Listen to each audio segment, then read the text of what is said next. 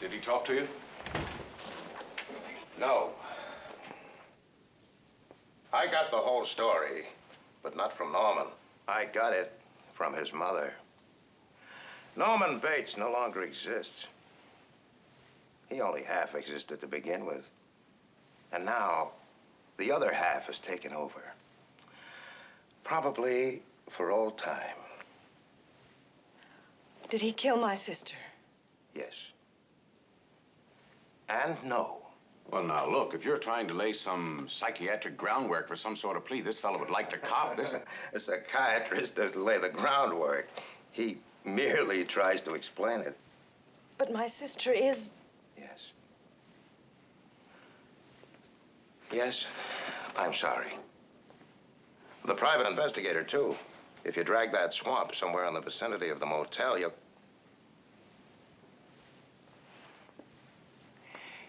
Have you any unsolved missing persons cases on your books? Yes, 2. Young girls? Did he confess to... Like I said, the mother. Now, to understand it the way I understood it, hearing it from the mother, that is, from the mother half of Norman's mind, you have to go back 10 years to the time when Norman murdered his mother and her lover. Now, he was already dangerously disturbed. Had been ever since his father died.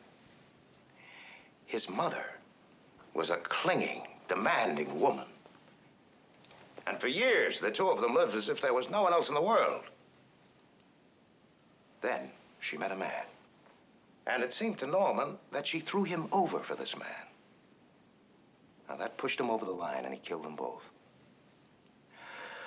Matricide is probably the most unbearable crime of all. Most unbearable to the son who commits it. So he had to erase the crime, at least in his own mind. He stole her corpse. A weighted coffin was buried. He hid the body in the fruit cellar. Even treated it to keep it as well as it would keep. And that still wasn't enough. She was there. But she was a corpse.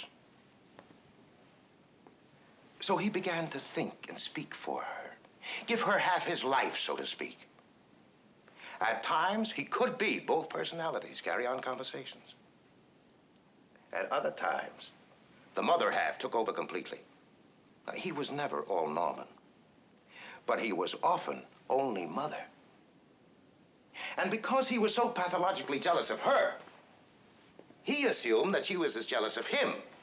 Therefore, if he felt a strong attraction to any other woman, the mother's side of him would go wild. When he met your sister, he was touched by her, aroused by her. He wanted her. That set off the jealous mother, and mother killed the girl. Now, after the murder, Norman returned as if from a deep sleep. And like a dutiful son, covered up all traces of the crime he was convinced his mother had committed. Why was he dressed like that? He's a transvestite. Not exactly. A man who dresses in women's clothing in order to achieve a sexual change or satisfaction is a transvestite. But in Norman's case, he was simply doing everything possible to keep alive the illusion of his mother being alive.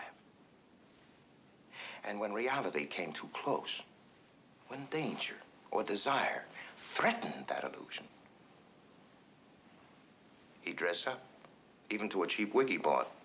He'd walk about the house, sit in her chair, speak in her voice. He tried to be his mother. And now he is. Now, that's what I meant when I said I got the story from the mother. You see, when the mind houses two personalities, there's always a conflict, a battle. In Norman's case, the battle is over, and the dominant personality has won. And the $40,000? Who got that? The swamp. These were crimes of passion, not profit. He feels a little chill. Can I bring him this blanket? Sure. All right.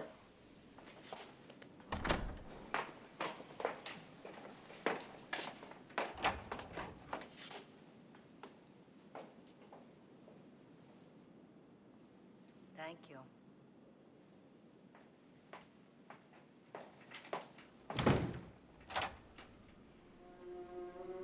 It's sad when a mother has to speak the words that condemn her own son, but I couldn't allow them to believe that I would commit murder.